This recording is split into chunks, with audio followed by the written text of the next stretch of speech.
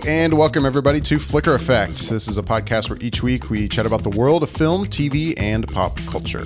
This is episode number 185, and we're recording on Tuesday, September 6th, 2016. I'm David Lott. Joining me this week is Bobby Jackson. Hello. Yasha Wilson. Hey there. And Michelle Curry. Hello.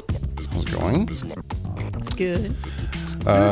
We had full intention. I had full intention. Had the gear with me at DragonCon to record an episode, basically like we're about to, while we were at Con in Atlanta. That never happened. I didn't realize you brought stuff. Yeah, I had everything with me. I had no idea. But yeah, it kind of turned into, yeah, fuck that. I don't have time to do that. No offense to the podcast. I love the podcast, but it just wasn't going to happen with everything going on and the crazy DragonCon schedule. Yeah. So here we are. We just got back. I just got back. The wife just got back yesterday. Michelle, you got back Sunday night. I mean, technically it was yesterday. My flight landed 1:45 a.m. Monday morning. You got back on Monday as well. So technically it was Monday, but yeah. I drove back about 7-hour drive back here. It's not bad. No, it's not a bad drive. But yeah, so just got back. Took today off work, but go back tomorrow. The reality. Had a full day to reacquaint myself with reality again and get ready for work week and DragonCon blues. You need it. Like, I'm glad I had yesterday to physically to recuperate and mentally kind of just wrap my head around the fact that, yeah, like you just said, DragonCon was done. Have to go back to a job the next, like there almost has to be like a morning/recovery day. Yeah, there does. You have to. Did I give myself that after Comic-Con? I can't remember. I think I almost went right back to work. No, you went right back to work. Yeah. I think I had a day off. Yeah. Anyway, though. Now, I saw some pictures online from just regular news outlets. What did you guys think of the experience firsthand, being on the floor and stuff? I'm going to defer to you first, Michelle. This is your first time. You went for 2 days. You flew up Saturday morning. Yeah. So, I mean, you really had a full 2 days. You flew up really early in the morning Saturday. You left late Sunday night. So, yeah, I mean, I've talked about DragonCon a lot on this show before, and I'll obviously, talk about this one as well. But I'm curious to ask you first, since this is your first time. I don't know what your expectations were based on the things I told you, maybe other stuff you'd read, but... I mean, I really didn't go with any expectations. I just went to kind of just go and have a fun weekend and just kind of experience the whole thing. I think I went with, I mean, like compared to say Comic-Con where I had expectations of what things were going to be like, I was just flying blind. I was like, we'll just see what happens. And, I mean, honestly, it was funny so I land Saturday morning. I mean, before 7 a.m. I land. And I get on the little MARTA and I take it into downtown Atlanta, and I'm in there and I see people kind of already in costumes because the parade is getting ready to start Saturday morning in downtown Atlanta. And where I come up is right smack in the middle of the parade route, right? So I come up this escalator out of the tunnels, out from the subway basically, and I am in the thick of it. Like there's people in costumes in I am surrounded, like 360 people everywhere in costumes. The parade is getting ready to start. Everybody's crazy excited. Everybody's like moving really fast to get to where they want to be. And I was like, oh shit, this is on. Like this is happening. Like it wasn't like, oh, I'm just going to go and slowly like work into it like you do kind of with Comic-Con. No. Like it was like thrust upon me like the moment I got into downtown Atlanta. And it was awesome. Like it was like, my eyes were just gigantic. I'm sure like saucers. I was just like, oh my God, look at that one. Oh my God, look at that. Oh, look at there. Like there was just stuff everywhere, like.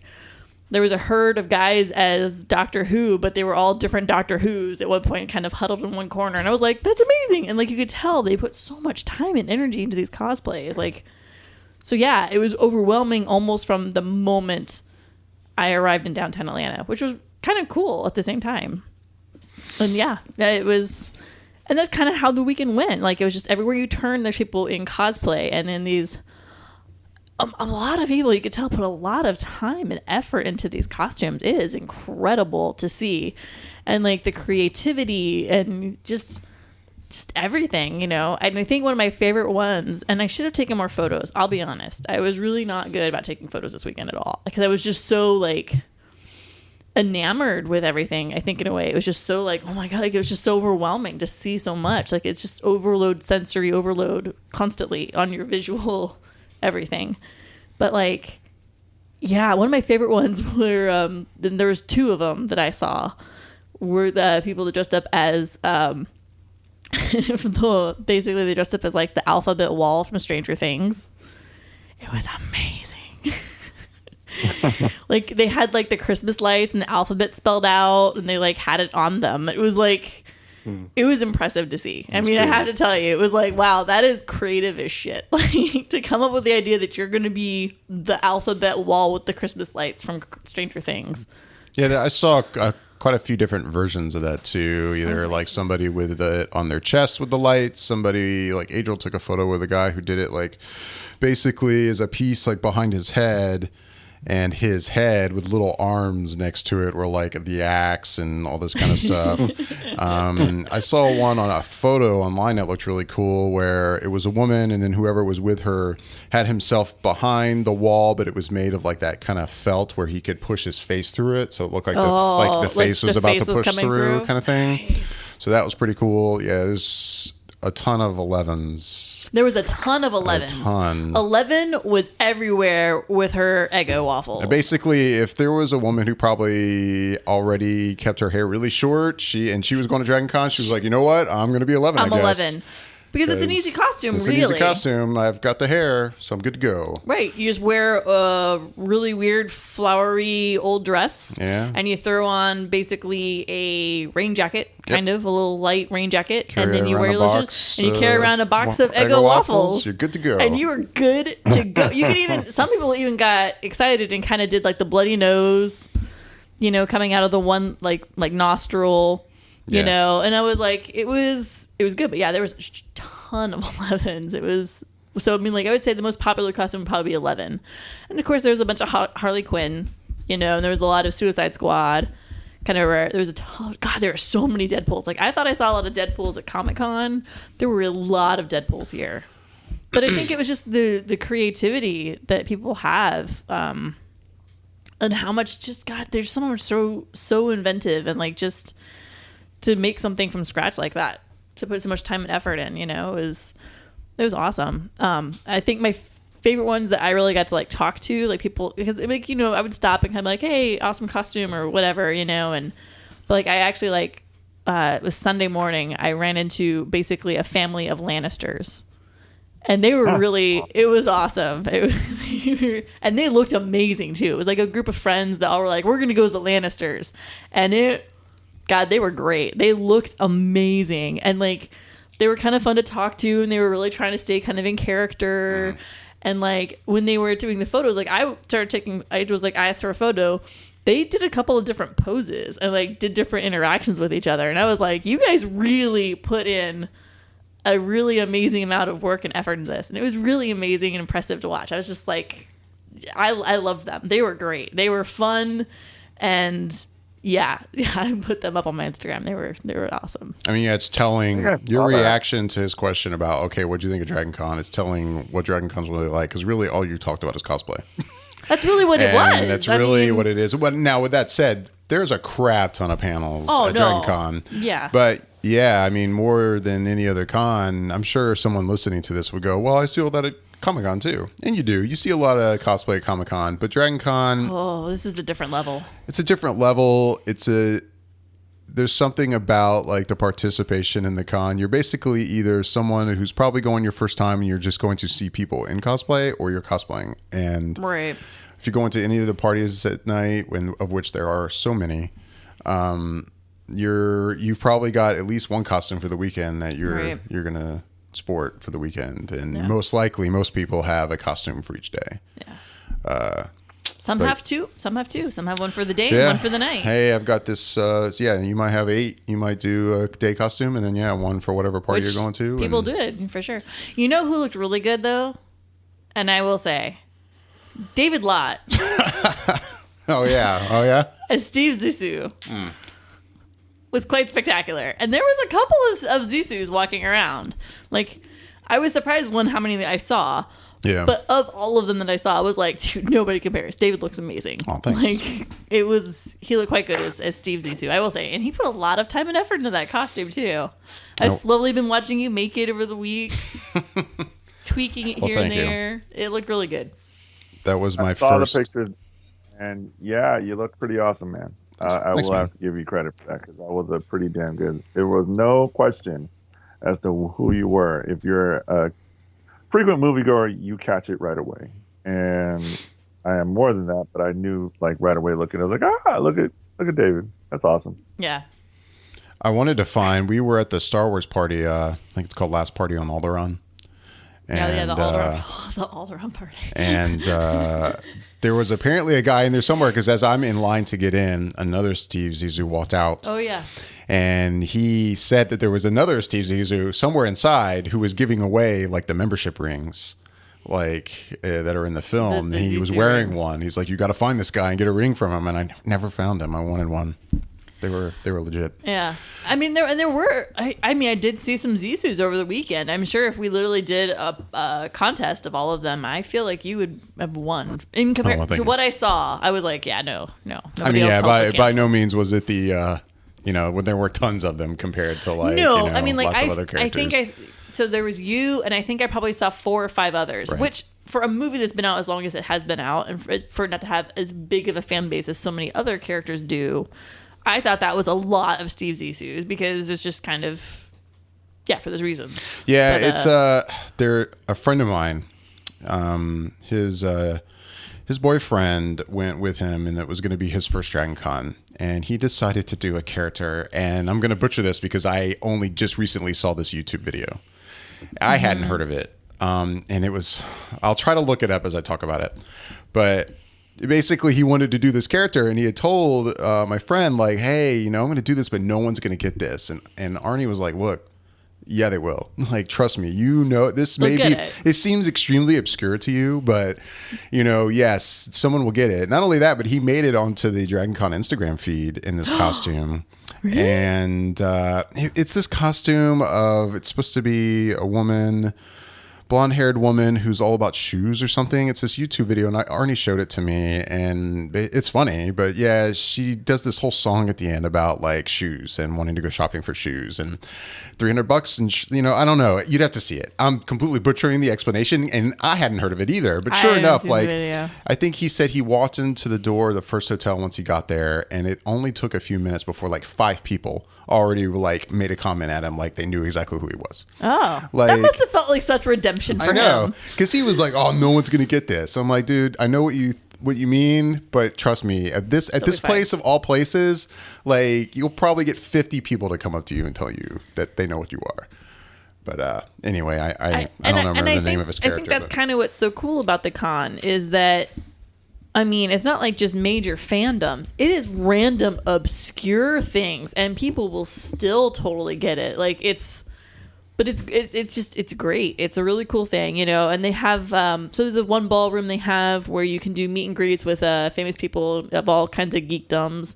Like at one point we saw the original Flash Gordon. Like I walked by, I was like, hey, that is Flash Gordon. Like it's totally him. Like that's cool, and that's totally like you're just walking by. It's like that's Flash Gordon. Wow, awesome. And then like there's a section that's like this is the Arrow cast members, and there was somebody was out. Who was it? We walked by. I forget now. Oh, from Arrow. Yeah, and then like I don't remember. iZombie. There were some people out from iZombie I saw at their table, and then like I got really stupid. I got a little girly nerd out when I saw Adam Baldwin. I was like, oh my God, that's Adam Baldwin. Yeah, we saw the photo. I saw that photo too. It had to happen. Looked adorable. You looked adorable. It had to happen. I was so excited to meet Adam Baldwin. It like made my day. Yeah, we saw Brett Dalton. He was there from Agents of S.H.I.E.L.D. That's right, Brett. We did see Brett Dalton. I mean, they get a pretty good celebrity draw.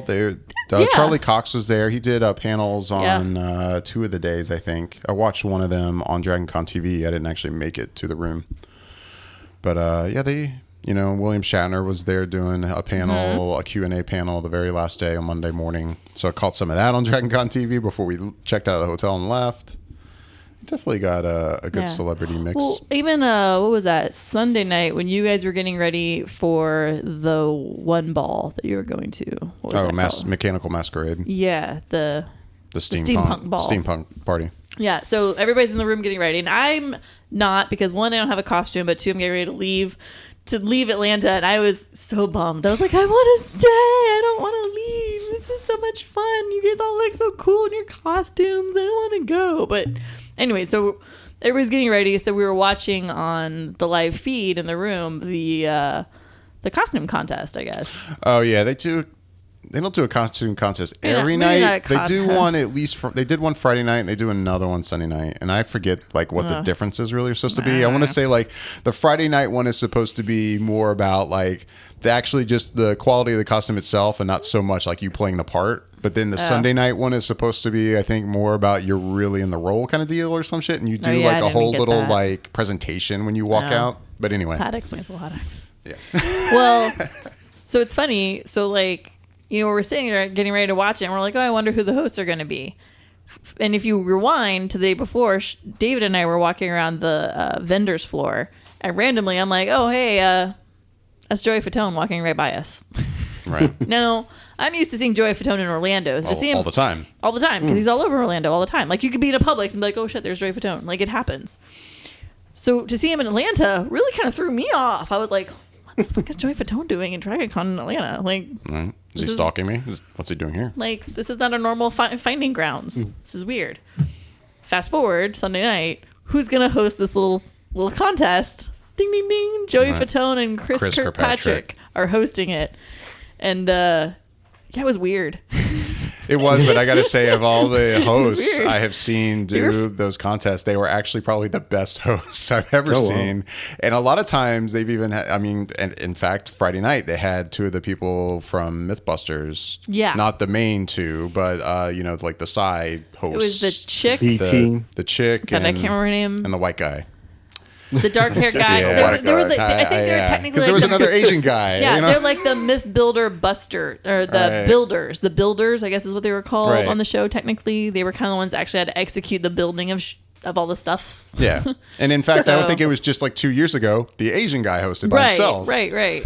Because they showed that one too. Right, on they Rerun. do. They have DragonCon TV, and they also have they call it DC TV Land, where they just show like replays of previous con stuff. And they on there one night they were re-showing like 2 years ago, and he was hosting. Well, like watching the contest though, like there's people that they put in some good time on their contest and on their costumes, and there's people that like the one chick. It was her first time, and she spent a year working on that costume, and it was freaking amazing.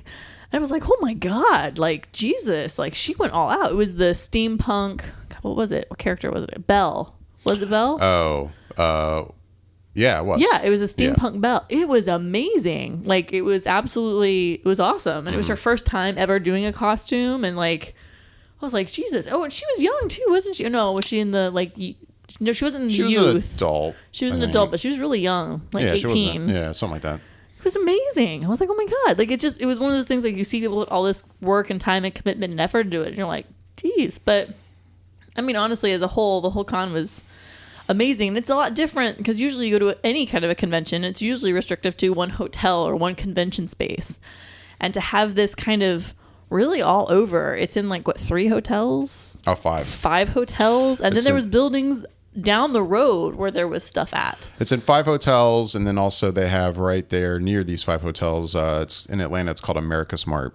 It's basically like expo convention space, but also like I guess there's like permanent like almost like flea market style like shops in there.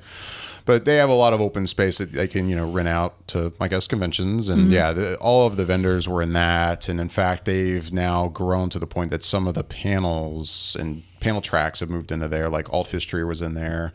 Gaming and tabletop gaming moved in there. Yeah. But 5 hotels in downtown Atlanta. But it's amazing because it's and the hotels are all really close to each other. I mean, 3 of them are even connected through hallways and stuff. But like to kind of Atlanta likes their happy trail like little tubes between buildings. You look around Atlanta, they're everywhere. You feel like you're a gerbil or a hamster, kind of hanging out and going between like little like square spaces. It's kind of funny. I guess in Atlanta they are doing everything they can to prevent themselves from going outside. Like it is too fucking hot outside. Heaven forbid you go outdoors. We want to be able to go from building to building without ever going outdoors. It's awesome. So, but like it's cool because like I said, I feel like conventions are usually more contained to a certain space, and to have it kind of spread out was really kind of cool. You kind of, I don't know, it just felt like it was its own city upon itself in a way, which was really fun. Like, I don't know, I was just very overwhelmed, but in a very positive way, and I really had a great time. And yeah, it's totally awesome. I totally want to go again. Like, it was very laid back. I feel like, we went to Comic-Con and it was a lot of fun, but it was very like, okay, this is happening. This, like, everything was very like, da, da, da, da, da, da, da, and this was very laid back in a way. Although we were still doing stuff, it just seemed much calmer in a way. I don't even know. It's hard to explain, but it was a lot of fun. I had a fabulous time. While we're talking, since we've been talking so much about the cosplay, it reminded me of one thing I saw, which I almost don't even want to bring up because it's so upsetting. But at the same time, I feel the need to read the statement from DragonCon in case anyone has heard about this and is like, what the fuck is going on at DragonCon? I saw it. I can't remember if you were with us, Michelle. We were walking to... The vendors? And it was the...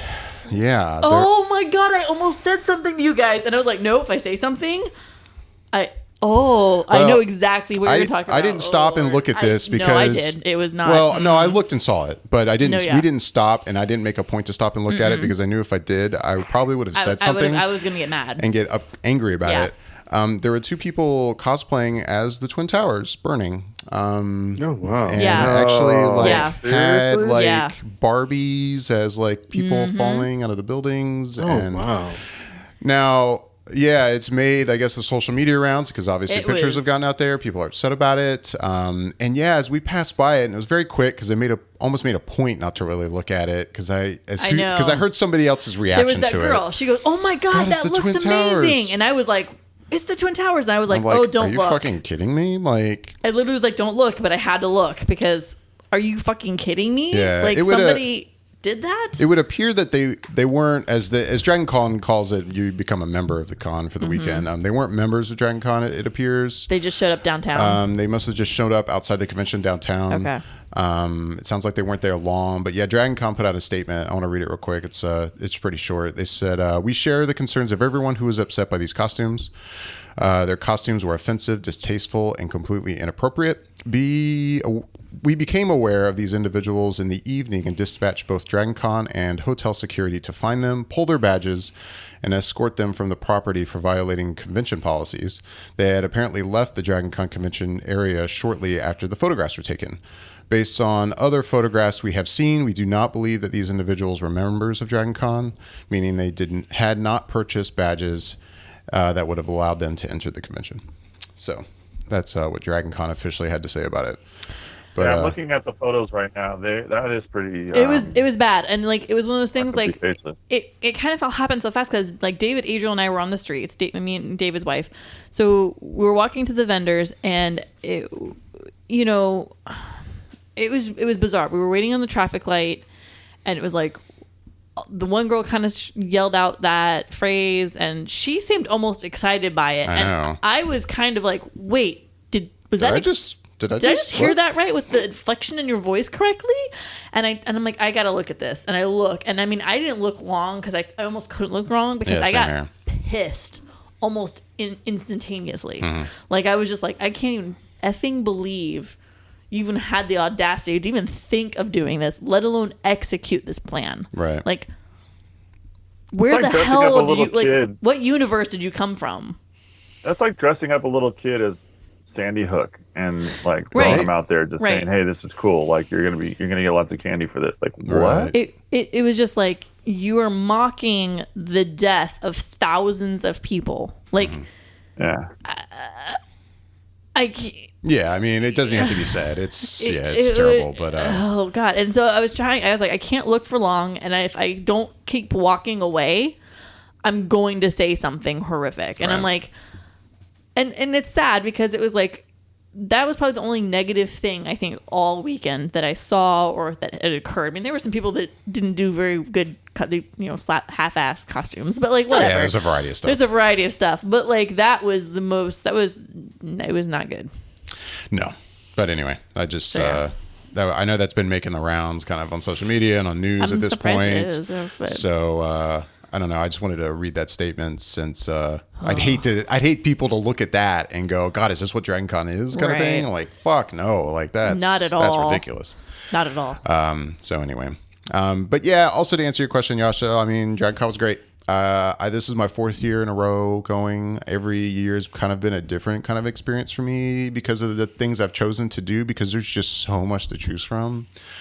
I mean, you could spend the whole weekend going to, as they call the main programming track stuff, which is kind of like a lot of the stuff we go to at Comic-Con where, you know, you've got celebrities coming to talk about whatever show and basically doing Q&As. It's not like Comic-Con in the sense of they're not like showing new footage or anything. Like that's really more of a San Diego Comic-Con kind of thing. But yeah, you know, you've got your panels, like I mentioned, Charlie Cox doing one, you know, talking about Daredevil and you know, William Shatner, tons of stuff like that. But and then there's also these panel tracks, which are basically, it's almost like they're run by the fans, but they have track directors that I guess are appointed to their positions by the convention, and you know, they put together a string of panels for 4 days based on their track subject, which may be there's a space track, there's a puppetry track, there's a science track, there's costuming, there's you went to a costuming one. I went to 2 costuming tracks, one on Arduino, another one on like molding and casting,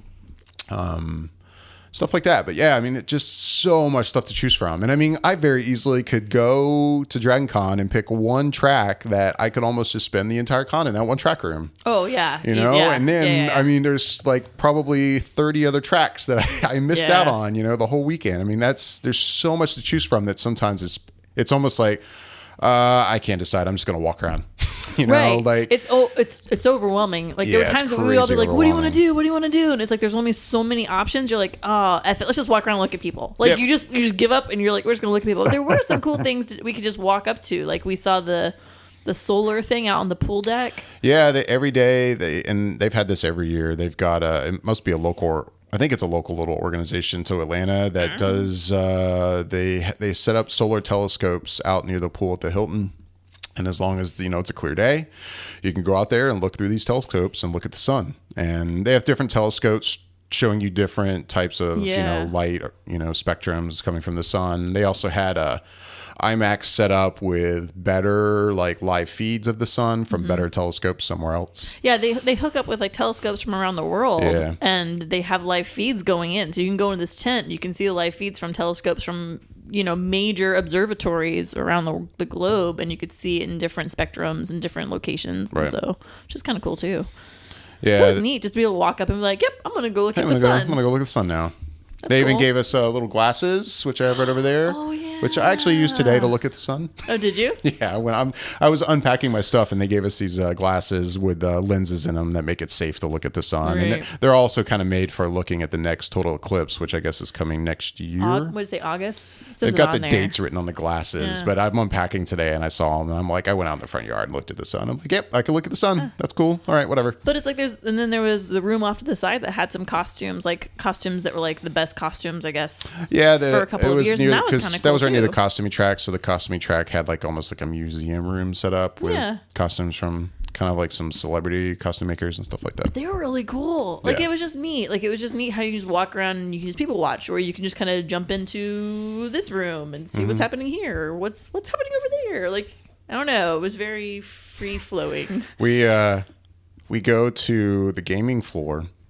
And again, you know, I remember last year I spent a little bit of time on the gaming floor. I started to get a little more into tabletop gaming, and you know, it's nice there. You can pay for a membership for the whole weekend. You just pay them $10. They throw a sticker on your badge, and you have access to like their whole like library of board games. So at one point, you want to go up there and pick, hey, I want to play Catan. You grab Catan and you just find an empty table and play Catan, and it's free. And they also had like an arcade set up there and everything. Yeah. Like it's a huge room. They usually keep it pretty cold because, at this point at the America's Mart, it was crazy big. But they usually keep it pretty cold too because I think you've got guys up. They don't leave. Like they go up there. They stay there 24 hours a day. They live there. They don't shower. It's like Vegas for them. Yeah, it's because there's food and there's bathrooms. You don't got to leave. Yeah, no, it's like Vegas. And I don't think it closes. So, It's like 24 hours a day. Anyway, it's so funny how I've never heard of this whole game Werewolf. Have you guys ever heard, Bobby, Yasha, of a game called Werewolf? No. Bobby, Nope. Nothing. Yeah, it's a group game. It's a group game, which from what I haven't looked up a lot about it yet, but it sounds like it's been around a few years. Apparently. But it's funny how I've heard nothing about it until this year's DragonCon, and then it seemed to be like everywhere. It was so popular. Like some guy came up to me and my friend Brian when we were just sitting in a part of the Marriott, like in this area, just chilling out, like coming up to us, like asking him, like, "Oh, are you guys here to play Werewolf?" And we're like, "What the fuck is Werewolf?" Like, and then it came up from another friend, and then we go to the gaming floor, and there's rings of Werewolf being played like everywhere. Yeah. Like, and these are rings of people sitting in circles of like 20 people at least. The one was there was one that had it. I mean, it was over 20 easily. And they even had areas on the gaming floor with signs saying, "Hey, if you want to play Werewolf, basically you play here, or you play over here in this spot, or you can play in this spot." There was like 4 little areas. And we watched some people playing, and I mean, I'm not trying to make fun of them. It was kind of fascinating, actually. It was fascinating to watch. Like, what are they I'm like, doing? Are they reading a script, or are they just running this off their head? Somebody would stand up in the middle of the group and start telling a story, and then there's this whole thing where they're like slapping their hands, and I'm like, what? Why have I never heard of this? And it seems to be like not Pokemon Go level, but I mean, this is crazy shit. Like everyone seems to be playing it. I mean, and intense. Like it was it was almost like watching a play. Like it was like they were really into the situation. I was like, what is happening here? Like it was. I mean, we stopped dead in our tracks and we were watching for a while. Like it's fascinating to watch. Mm-hmm.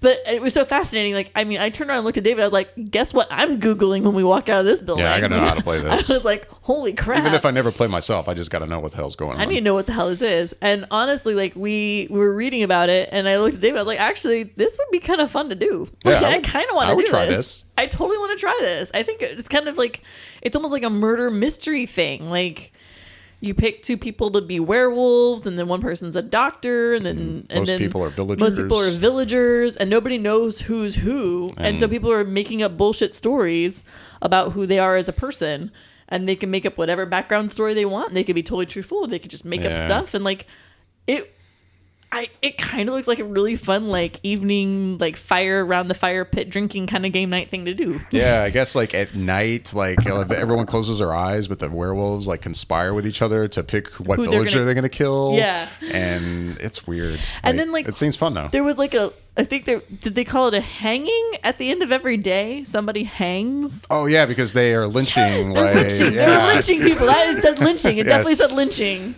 Yes. That's not crazy at all. No, not at all. All right. Not at all. No. Oh. But yeah. There was a lot of werewolf going on at DragonCon. It was and of course a lot of Pokemon Go, to the point that in the tubes between the hotels, they had to go out of their way to, on the signs on the tubes, every year they put signs up saying don't stop to take pictures of cosplay in the tubes, you got to keep walking, right? But this year the signs included like no Pokemon Go in the walkways. And I mean, it's and honestly, like if I had come across somebody who had just like dead stopped and was holding up traffic, I'd have been like, dude, move your ass. Like you can't do that. Like there's just so many people, and like it is on the right side of the road, traffic is running one way, and on the other side, traffic's going the other. It's just like being in a car. Like you need to just keep on moving. You cannot stop. Like there's just too many people. But I don't know. It was pretty cool. I definitely want to go back again. Yeah, I would say my only complaint really about con, and I guess this is my own fault, and maybe I should change my plans for it next year, but it's funny because it falls on Labor Day weekend, instead of running Thursday through Sunday like most 4-day cons would run, it runs Friday through Monday because Monday's a holiday. But I think the thing is most people look at it like, well, we want to travel back on Monday. We don't want to take Tuesday off kind of thing. So I don't know what the percentages are, but it really appears that the extreme majority of people leave on Monday, even though there's a full day of Monday panels and everything going on. Most people leave during the day on Monday, and that's what I've done every year.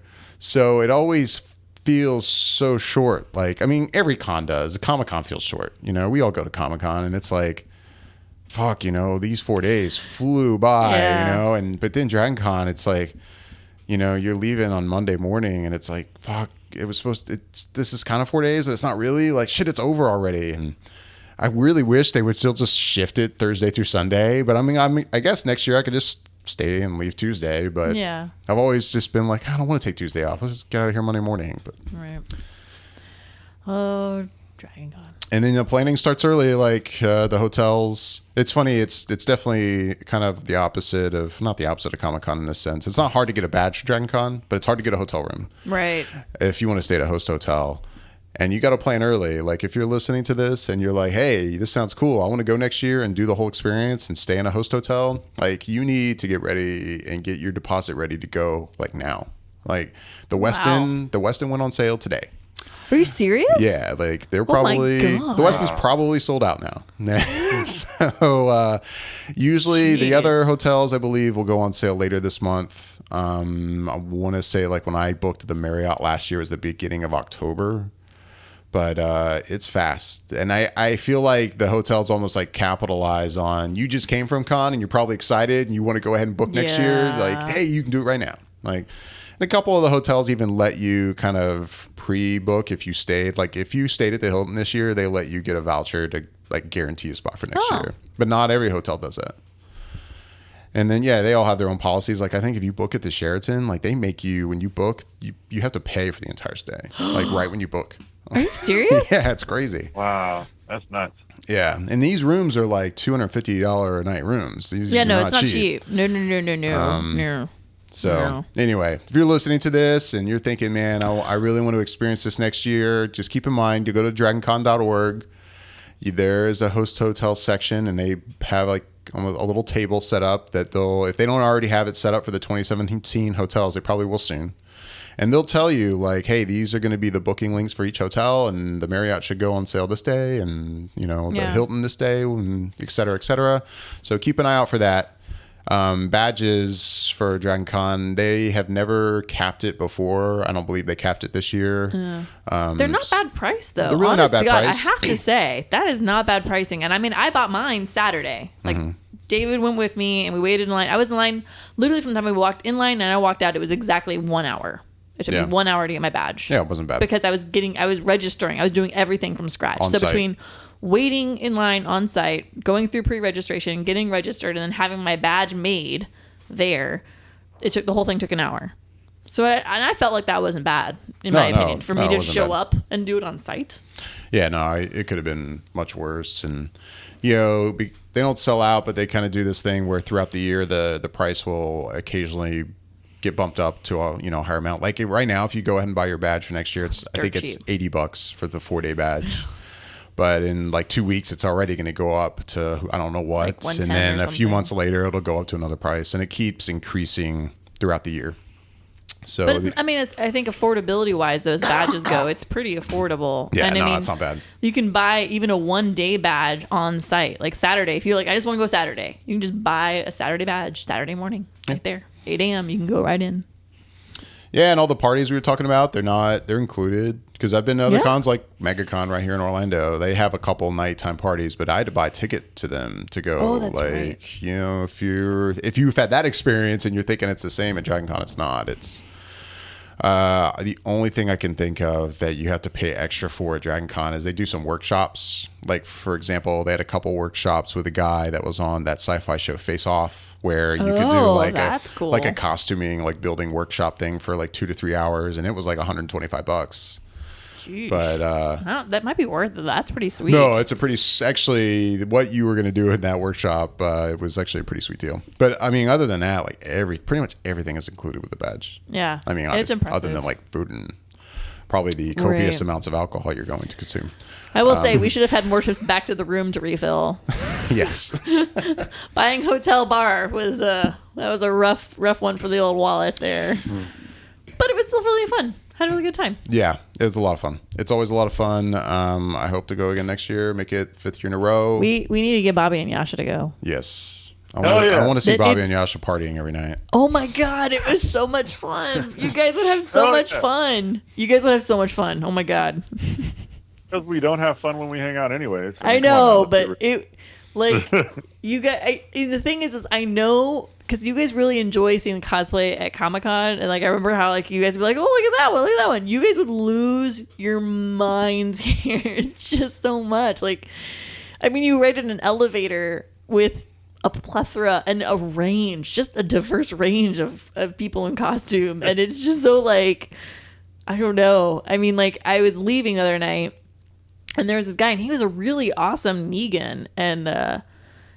And he had Lucille, and like I was like, man, you did some work. You look pretty spectacular. Not that's a very difficult costume, but like you could tell it was authentic to like that T.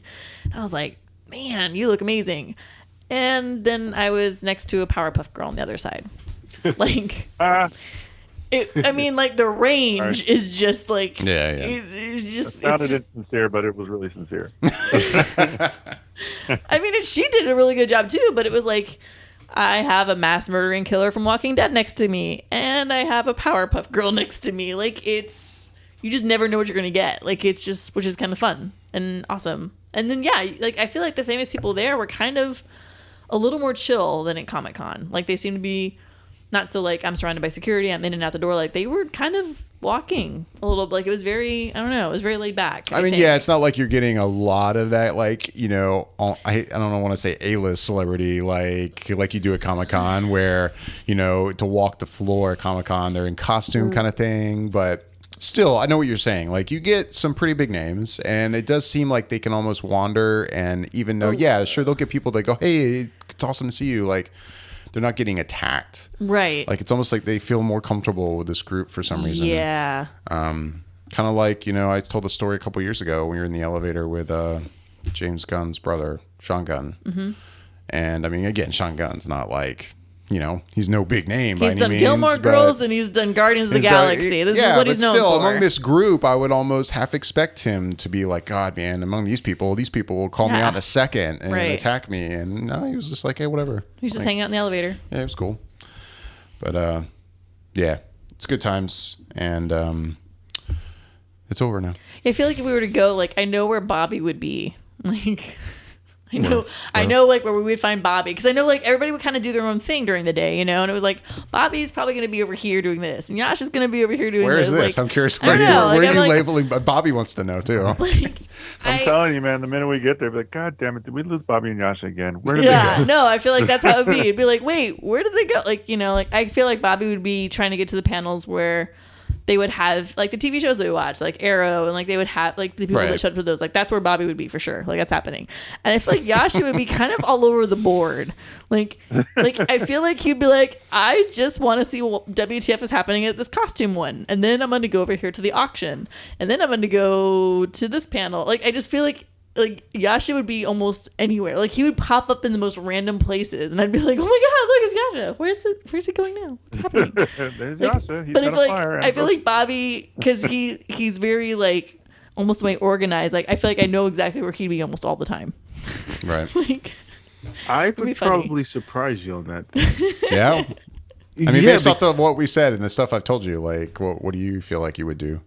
Well, I'd probably just be walking around, honestly, the different hotels and checking out the different costumes and parties and everything else. Just because I think by the time DragonCon rolls around, you've already had Comic-Con. And, I mean, pretty much, if there's a panel I want to see, I've probably was able to get into it. Yeah, I guess so that's true. It's probably like, not that they're gonna repeat themselves, but I don't think that I would gain anything more by going to a panel. And plus, when you guys say you can kind of watch it in the hotel, I wouldn't feel the pressure to actually be inside the panel. I've been in panels before, so if I can see it at any other means, I would do that and then explore the other parts of it more so. And that's the biggest reason for the most part, I have not attended the main programming stuff except for 2 years ago when I did go to the Q&A that James and Sean Gunn did, and they did 2 that year. And I went to one of them, and I'm glad I went. It was fun to be in there, and it turned out to be a way better Q&A than I expected. But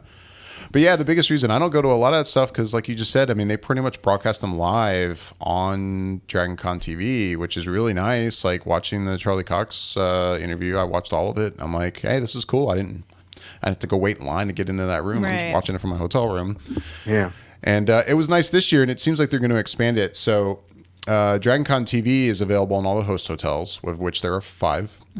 So yeah, if you stay in one of those hotels, you've got a channel in your room. You can just have it on all day, and it's not only are they broadcasting the panels, but they have a lot of entertaining stuff to watch. It's you can even watch a lot of that stuff on their YouTube channel. Just go check it out, and it's funny. They do a lot of these bumpers, kind of in the style of Adult Swim.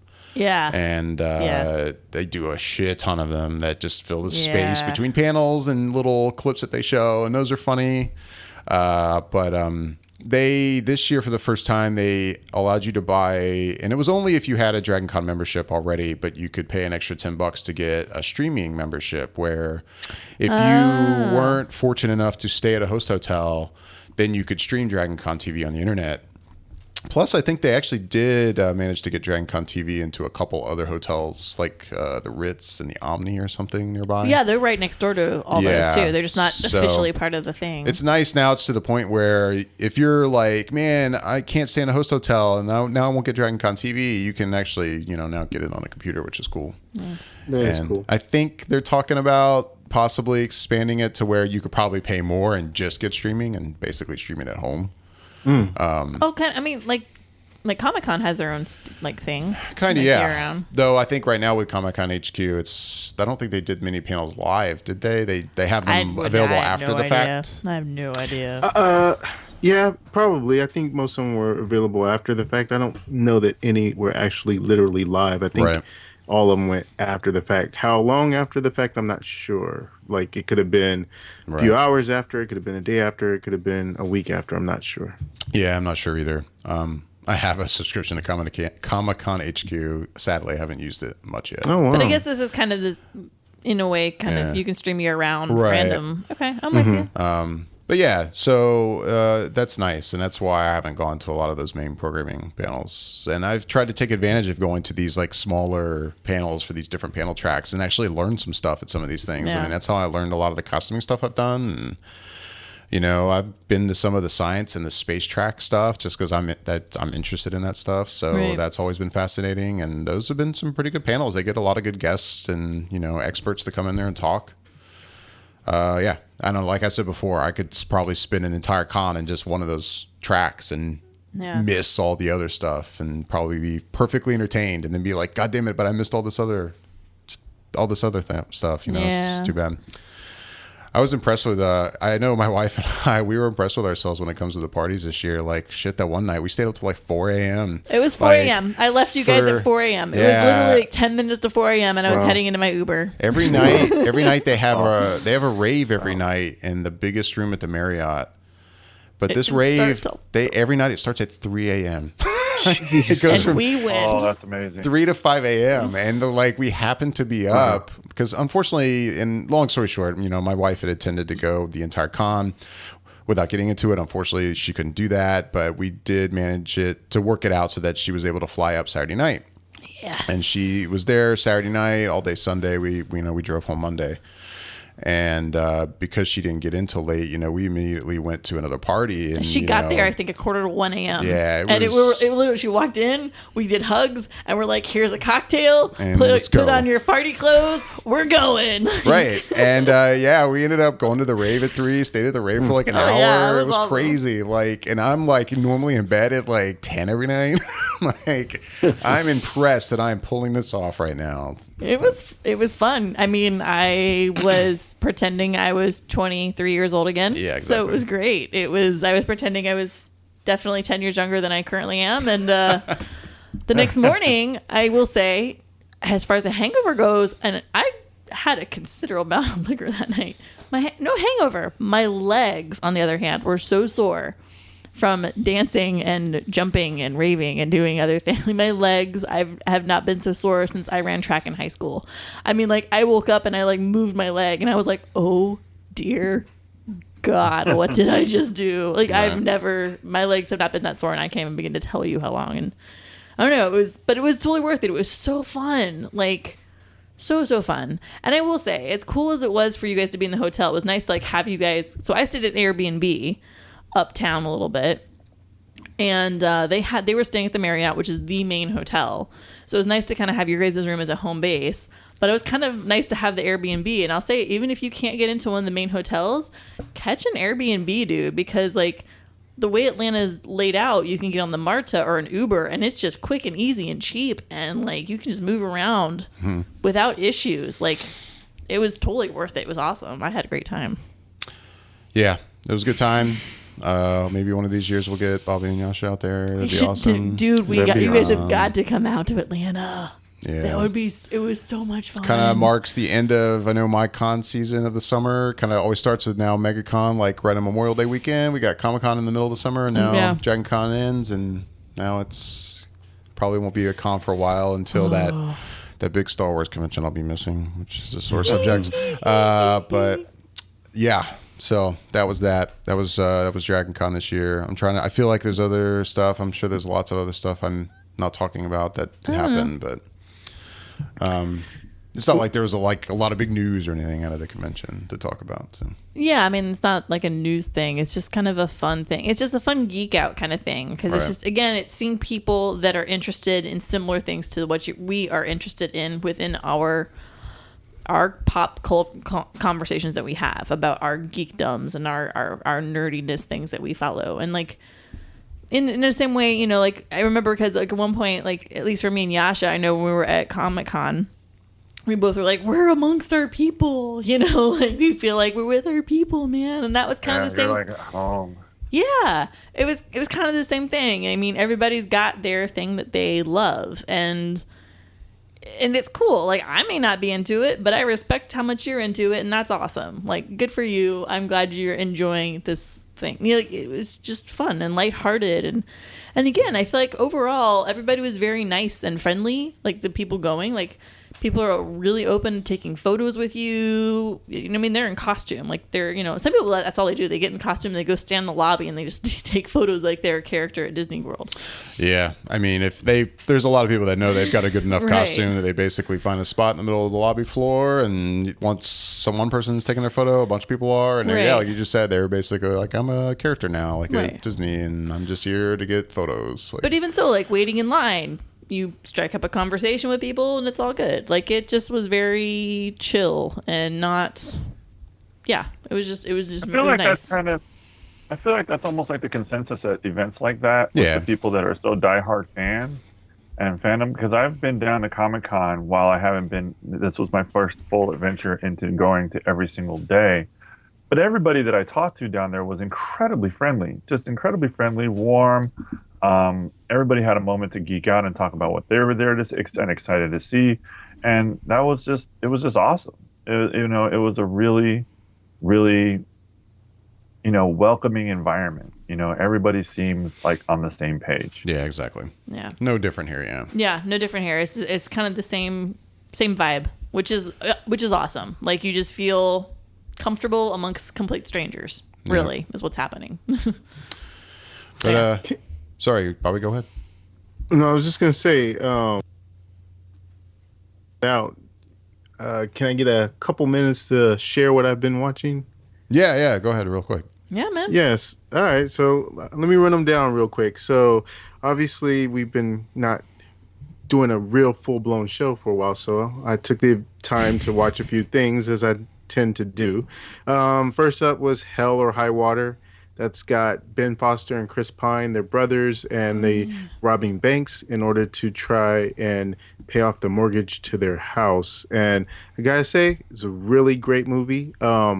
Best role I think I've ever seen Chris Pine in, and it's understated role, but he's very good in it. Ben Foster is really great in it, and you just believe their relationship as brothers. I would highly recommend seeing Hell or High Water if you want something different than a lot of the blockbusters that's been out lately. Next up is Don't Breathe. It's one of those movies that's kind of like a horror thriller movie. I can't say too much about the plot other than it involves these people who are doing home invasions, and they pick the wrong kind of house to go and invade, and it's very tense and very good. Another one I would suggest watching. Third up was one that's actually available on video on demand called Bloodfather, and that's with Mel Gibson and Erin Moriarty, and it was solid. Honestly, it's Mel being badass Mel, but yet it's just pretty pretty thorough. It's kind of like Taken in a way, but Mel Gibson kind of style. And it's again another solid movie that's out there if you want to stay at home and watch something, and if you can kind of separate Mel from his antics in the past. Next up is one that I've heard a lot about, and people have said it's number one on their movie list for the year. So that's pretty high praise. So I had to check it out. And this is also on video on demand. It's called Sing Street. And it's about this boy that lives in Dublin, and he is kind of in a broken home, but he finds this girl who's a little bit older, is into older guys, and to impress her, he puts together this band of guys from school, and it's very like easygoing, kind of fun, and it gives you, because it takes place in the 80s, so it kind of gives you that 80s hair band kind of style, like the Duran Duran kind of feel to it, and it's fun. I wouldn't say it was as great as a lot of people were making it out to be, but I thought it was pretty good. Still, it was still a solid movie, and it's the music in it is pretty fun and lighthearted, and it's a solid watch. And the other one that I watched was on stuff. was on Netflix. I had to get some Netflix time in while I could, and I ended up watching season 2 of Narcos, and if you watch the first season, it's as solid as that, and it wraps itself up and leads you into another place where the series will take itself without Pablo Escobar. So it's solid, and I just read today that it got picked up for season 3 and season 4, so look forward to that if you're into Narcos, and yeah, it's good stuff. So that's all I got. Very cool. Cool. And yeah, we haven't done a news effect, but in like a couple weeks now. But yeah, this coming weekend we'll be recording a news effect and a regular episode. So we'll be back into the swing of things and going into the fall season now, and obviously a lot of award season material coming up later in the fall and then into the winter. So there'll be plenty to talk about in the next few weeks, few months. There's some good movies coming out. Like this weekend, Sully, and then the following weekend is what? Something really big, and I can't think of it now. Gosh, dang it. It's kind of large. Probably Magnificent Seven at some point. That's 2 weeks from. That's not. Okay. It's towards the end. I just said something. Right. Yeah. No, I don't know. I was saying at some point. I don't know which one she's talking about. Magnificent Seven's coming out soon. Yeah, September's got some decent ones coming in. Yeah, so there's plenty to see, plenty to talk about. Yeah, we'll get back into the regular groove of show releases, hopefully in the next week. I know it's been a little funky, but yeah, if you haven't checked out our interview yet with Joe Russell, one of the producers on XOXO, we did that at our last episode, so make sure to check that out. It was a good interview. Yeah. And yeah, we'll have a news effect and another episode coming out soon. So we're on YouTube now. Yeah, you can find these episodes on YouTube. YouTube. Oh, yeah. And speaking of Atlanta, the TV show from Donald Glover premieres tonight on FX. I saw that. Looks interesting. I'll be checking that out. The Strain is back. Yeah, I was just excited. Strain's on. Again, chime that in. The Strain is back, and it's just as awesome as it was when it left. Just as awesome. Huge curveball this weekend. Holy shit balls. Nice. Josh's head is exploding. Yeah, we've got Sully coming out this coming weekend. The next weekend we've got Snowden and Blair Witch, which I'm very curious to see. Can't wait to see that. The weekend after that, we got Magnificent Seven. And yeah, lots of stuff around, finish out September. You got Deepwater Horizon and the new Tim Burton film, Miss Peregrine's Home of Peculiars, right? Oh, yeah. Peregrine's Home for Peculiar Children. Which looks different from the book in certain ways and similar. So that could be, I'm curious to see that one. Because, you said you read the book, right? Yeah. Yeah. A while ago. I got to say, and I've had my piece about Tim Burton before where I used to be a diehard Tim Burton fan, and now he's gotten to a point of I kind of don't care anymore. I will say, as someone who hasn't read that book and I see the trailer, I'm like, I can miss that and kind of not care. Like, but you read the book, and I remember you showed me the book, and I was like, hey, this book even looks fascinating. I would read this book. But when I see the movie, I'm like, it looks like like a weird Tim Burton take on X-Men or something, you Yeah, know? that's really what I think when I say it. I see like, oh, okay, so this is Tim Burton trying to capitalize on mutants. Got it. Now I'm sad. But that's coming from someone who has read the book, you know. And I feel like that's I don't want to get into it. I feel like it's a film that anybody can see without reading the book. I'm gonna say right off the bat, like already, don't. Yeah, no, right. Don't let. Watch it. Yeah, no. No, and I'll probably see it too. Yeah.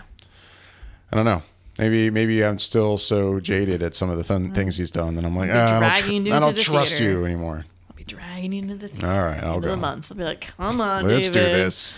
But yeah, with that, we got to get out of here. As always, we'd love to hear back from you if you're listening to the show. If you have any questions or comments for us, you can reach us at feedback@flickereffect.com. You can also find us on Facebook, Google+, Twitter. All the various social media accounts can be found on our website over on the right-hand side. I'm David Lott. I'm Bobby Jackson. I'm Yasha Wilson. I'm Michelle Curry. Thanks for listening.